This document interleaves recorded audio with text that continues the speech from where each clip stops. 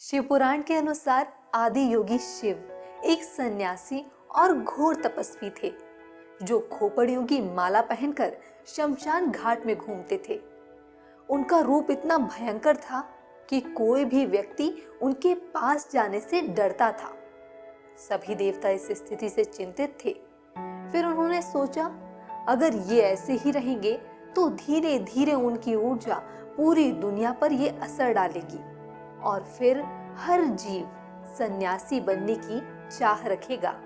देवता गणों ने विचार विमर्श के बाद शिव जी के सामने सती के साथ विवाह का प्रस्ताव रखा, जिसके बाद उनका सती से विवाह हो गया और फिर शिव जी कुछ हद तक गृहस्थ बन गए।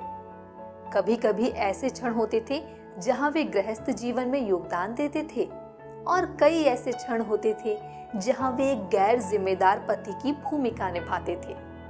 इसलिए सती और शिव जी के बीच में उतना लगाव नहीं हो रहा था जितना दुनिया की मदद के लिए आवश्यक था। फिर एक दिन एक ऐसी घटना घटी कि सती ने अपना शरीर त्याग दिया और शिव जी एक बार फिर से गृहस्थ जीवन त्याग कर घोर तपस्वी बन गए।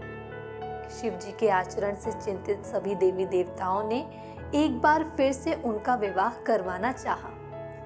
इसलिए सभी देवी देवताओं ने देवी माँ की पूजा की और उनसे माता पार्वती का रूप धारण करने के लिए निवेदन किया।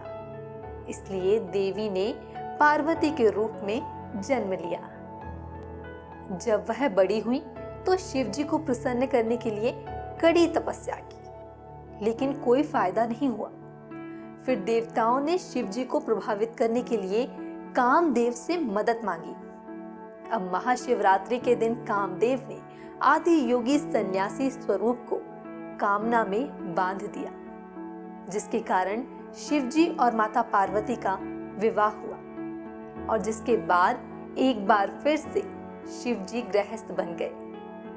माता पार्वती और शिव जी का रिश्ता बड़ा भावुक और अटूट था, जो ज्ञान और बोध की गहराई को साझा करने का साधन बन गया। अब शिव जी पार्वती को आत्मज्ञान सिखाने लगे, जिससे माता पार्वती को परमानंद की अनुभूति के साथ आत्मज्ञान की प्राप्ति हुई।